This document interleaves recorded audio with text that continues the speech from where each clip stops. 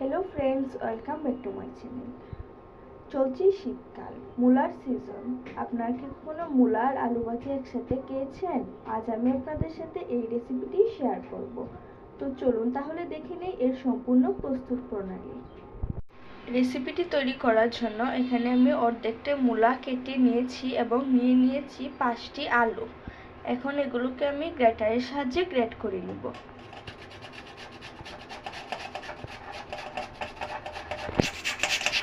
আমার মূলা গ্রেট করে নেওয়া হয়ে গেছে। এখন গ্রেট করে নিচ্ছি আলু।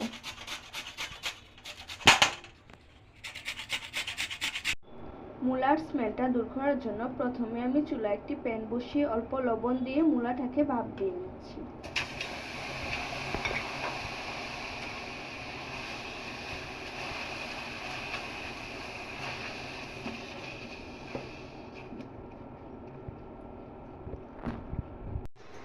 ভাপিয়ে নেওয়া মূলা থেকে পানি ঝরিয়ে নিয়েছি এবং গ্রেট করা আলুগুলোকে ভালোভাবে ধুয়ে নিয়েছি।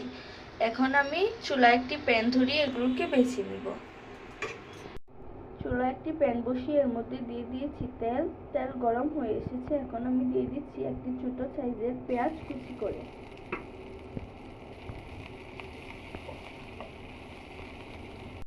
পেঁয়াজগুলোকে নেড়ে ছেড়ে বেছে নেওয়া হয়ে গেলে এখন দিয়ে দিব গ্রেট করা আলু ও বেফে নেওয়া মূলা।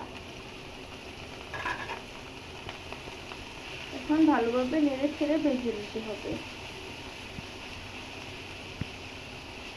দিয়ে দিচ্ছি 4টি কাঁচামরিচ কুচি করে। এখন দিয়ে দিব পরিমাণ মতো নুন। আবার সবগুলো উপকরণকে একসাথে ভালোভাবে মিক্স করে নিচ্ছি।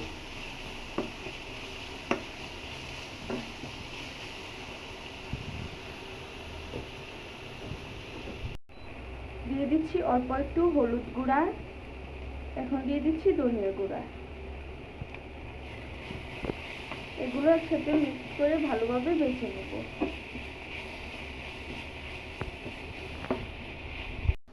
মূলা আর আলু ভাজি হয়ে গেছে। এখন আমি চুলা থেকে নামিয়ে নিব। এই তো হয়ে গেল আমাদের মূলা আর আলু ভাজি রেসিপিটি ভালো লাগলে অবশ্যই আমার চ্যানেলটিকে সাবস্ক্রাইব করবেন, লাইক শেয়ার কমেন্ট করবেন। সবাই ভালো থাকবেন, সুস্থ থাকবেন। আল্লাহ হাফেজ।